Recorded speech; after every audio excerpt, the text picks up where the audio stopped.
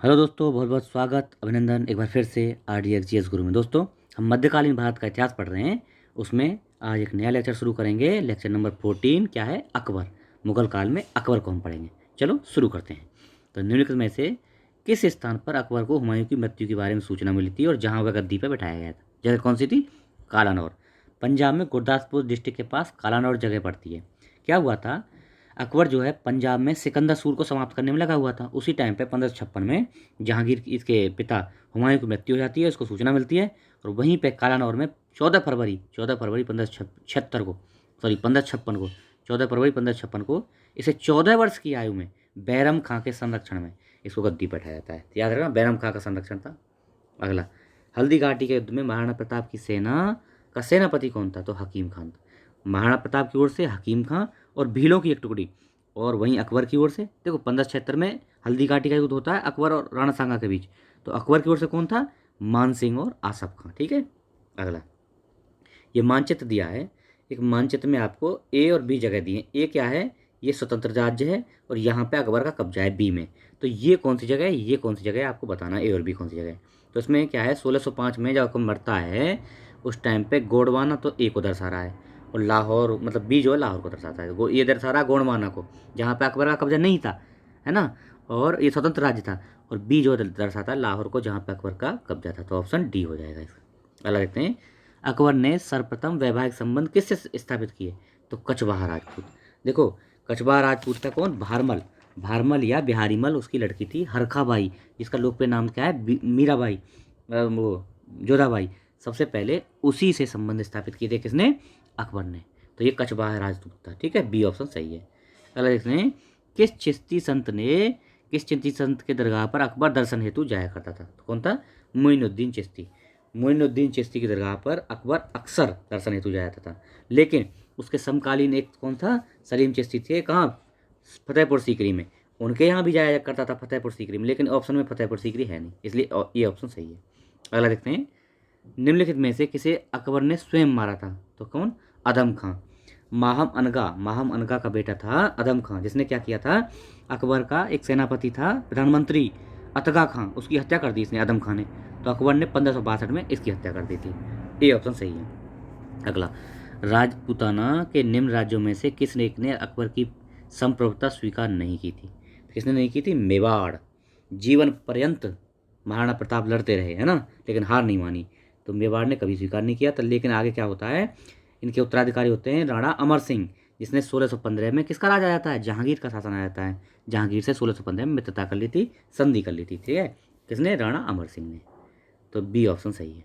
किस राजपूत शासक ने मुगलों के विरुद्ध निरंतर स्वतंत्रता का संघर्ष जारी रखा और समर्पण नहीं किया? एक तो वो हो गया मेवाड़, दूसरा है मारवाड़। मारवाड़ के राव चंद्रसेन ने भी कभी इनकी स्वतंत्रता मतलब कभी परतंत्रता स्वीकार नहीं की थी। 1565 में मारवाड़ के शासक रावचंद्र सेन ने भद्राजूण के मुगलों की सेना का सामना किया, और वो जीवन पर्यंत लड़ता ही रहा, है ना। सब उसने क्या किया, रावचंद्र सेन ने 1579 में सीजत पर अधिकार कर लिया, मतलब उसने कुछ एरिया भी जीत लिया। लेकिन 1581 में उसकी मृत्यु हो जाती है। और महाराणा प्रताप की भांति यह भी पूरी जिंदगी युद्ध करते रहते हैं मुगलों से, लेकिन उनकी प्रतंत्रता स्वीकार नहीं करते हैं। कौन? रावचंद्र सेन। बी ऑप्शन सही है। अकबर के साथ युद्ध करने वाली दुर्गावती कहाँ की रानी थी? तो ये भैया कहाँ की रानी थी? ये मंडला की रानी थी। 1564 में अकबर ने कड़ा कड़ा तथा पूर्वी प्रदेशों के शासन करने के लिए, उनको जीतने के लिए आसफ खां को गढ़कटंगा गढ़कटंगा बोलते थे, गढ़कटंगा कहाँ बोलते थे? गोड़माना को बोलते थे, वहाँ के लिए भेजा। और वो राज्य उन्होंने जीत भी लिया। देखो उस टाइम पे क्या हुआ, उसका राजा था वहाँ का, कहाँ का? यही गढ़कटंगा का। कौन? वीर नारायण। ये क्या है? अल्पवयस्क था। इसकी माँ थी दुर्गावती, और वो एक योग्य शासिका थी, वो उसी के नेतृत्व में शासन चल रहा था। तो ये क्या है, वीरतापूर्वक शाही दल का विरोध करती है। किंतु किंतु क्या होता है, लास्ट में ये हार जाती है। और गढ़ और मंडला दोनों पर, कहाँ ये एमपी में पढ़ते हैं, दोनों पर इनका अधिकार हो जाता है। किसका? अकबर का। तो ए ऑप्शन सही है। अबुल फजल की मृत्यु किसने की थी? किसके कारण हुई थी? तो शहजादा सलीम। शहजादा सलीम क्या है, अबुल फजल को पसंद नहीं करता था। देखो घटना क्या हुई है, सलीम ने विद्रोह करके इलाहाबाद में स्वतंत्र शासक की तरह व्यवहार करना शुरू कर दिया, स्वतंत्र शासन अपना स्थापित कर लिया। और अकबर ने 1602 में दक्षिण से अपने मित्र अबुल फजल को बुलाया इस समस्या का हल सुलझाने के लिए। लेकिन रास्ते में क्या होता है, एक ओरछा सरदार था, कौन, वीर सिंह देव, वीर सिंह देव बुंदेला, बुंदेला सरदार था वीर सिंह देव।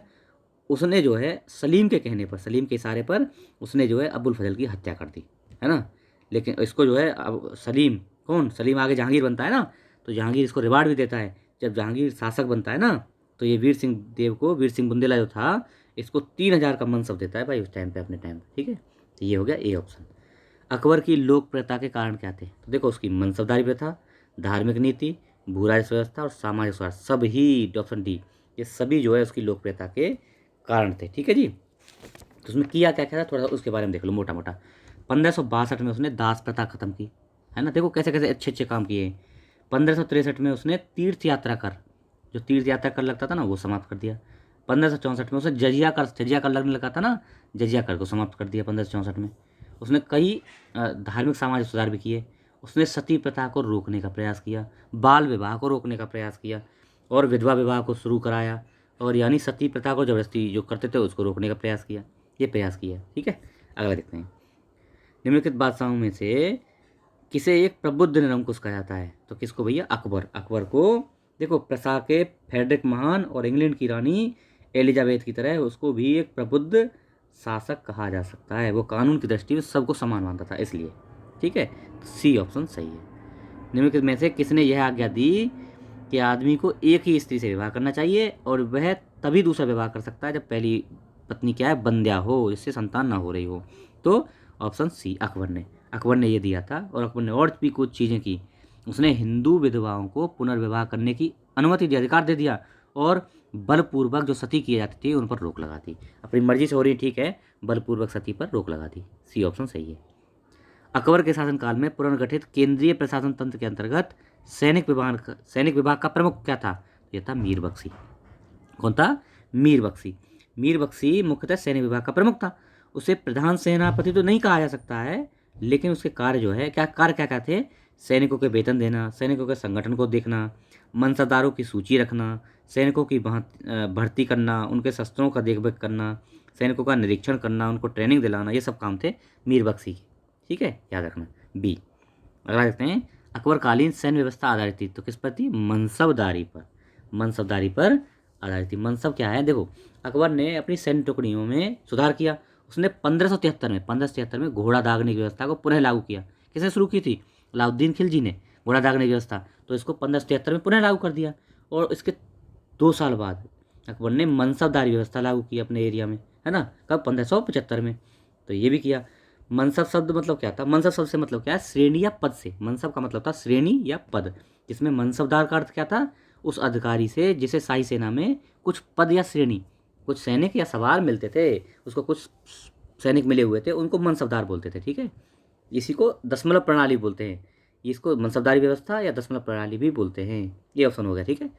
अकबर द्वारा दीवान का पूर्ण रूपेण दर्जा दिया जाने वाला प्रथम व्यक्ति कौन था, तो किसको दिया था, इसको मुजफ्फर खां तुर्बाती। देखो दीवान शब्द क्या था, खलीफा उमर के काल में मुसलमानों ने अपनाया। इसका प्रयोग खजाना विभाग की जो देखरेख करता था ना, उसके लिए दीवान का प्रयोग किया जाता था। तो ये अकबर के 9वें वर्ष से लेकर 30वें वर्ष तक ये मुजफ्फर खां तुर्बाती, राजा टोडरमल और ख्वाजा साहब मंसूर, इन तीनों के हाथों में ही ये दीवान पद आता जाता रहा। मुजफ्फर खां जो सरकारी सोपान में दीवान के पद के स्थान को, मतलब सरकारी स्थान दिलाने में सफल रहा, कौन, मुजफ्फर खां तुर्बाती। अकबर से कह के इसको सरकारी पद बना लेता है, किसको, दीवान को ही। और दीवान ये क्या है, आर्थिक और राजस्व मामलों का सर्वोच्च अधिकारी था भैया दीवान, आर्थिक और राजस्व मामलों का, ठीक है। तो सी ऑप्शन सही है। अकबर ने जिस मनसबदारी प्रणाली को लागू किया वह किस देश से प्रचलित थी, तो भैया मंगोलिया। मंगोलिया का कौन था, चंगेज खां ने इस प्रणाली को वहाँ चला रखा था। तो ये प्रणाली भी मंगोल सेना के ही आधार पर चलाई गई थी। हालांकि बिल्कुल डिट्टो तो ऐसी नहीं थी, लेकिन काफ़ी हद तक उससे मिलती जुलती थी मंगोलियों से, ठीक है। C option. अकबर के काल में हर 10 घुड़सवार सैनिकों के लिए मनसबदारों की 20 घोड़ों को रख रखाव करता था। मतलब 10 घुड़सवार के लिए 20 घोड़े रखते थे। सही है बात, बिल्कुल सही है। घोड़ों को यात्रा में आराम देना होता था और युद्ध के समय उनको बदलना पड़ता था। भाई युद्ध करना है, आज इससे कर लिया, कल दूसरे से करेंगे, इस तरह से जो उनको बदलना पड़ता था, इसलिए 10 घुड़सवार पे 20 घोड़े रखते थे। तो ए और आर दोनों ही सही हैं और व्याख्या भी सही है, ठीक है, ए ऑप्शन सही है।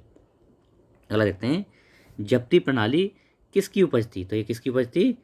ये अकबर की उपज थी, ये दिमाग की उपज थी भैया, जब्ती प्रणाली। भू राजस्व वसूली जब्ती प्रणाली थी, मतलब जब्ती प्रणाली क्या थी? भू राजस्व। दो तरह की प्रणाली उसने अपनाई भू राजस्व के लिए, एक तो दस्तूर उल अमल और दूसरी जब्ती खसरे, ये दो तरह की प्रणाली थी, ठीक है, भू राजस्व के लिए थी, टी ऑप्शन सही है। अगला, टोडरमल ने किस क्षेत्र में ख्याति अर्जित की? तो भू राजस्व व्यवस्था में। भू राजस्व व्यवस्था में टोडरमल ने ख्याति अर्जित की है। देखो, टोडरमल ने 1580 में आयन रैसाला, उसी को बोलते हैं टोडरमल बंदोबस्त या नई कर प्रणाली, कई नाम है उसके, उसका शुरुआत की। उसने किया क्या, 1571 से लेकर 1580 तक पिछले 10 वर्षों का जो जितना भी किसानों की वो था ना उपज, उसका एक एवरेज निकाल लिया और उस एवरेज का 1/3 हिस्सा कर के रूप में निर्धारित कर दिया और उसी को जो है टोडरमल बंदोबस्त कहा गया, ये सिस्टम था, ठीक है। तो ये क्या है, इसका ऑप्शन बी हो गया। अगला, भू राजस्व प्रशासन के क्षेत्र में शेरशाह एवं अकबर के मध्य निम्नलिखित में से कौन निरंतर की कड़ी है? मतलब शेरशाह और अकबर के बीच में कौन कड़ी के रूप में काम करता है? तो टोडरमल। टोडरमल इन दोनों के बीच में कड़ी के रूप में काम करता है, ठीक है।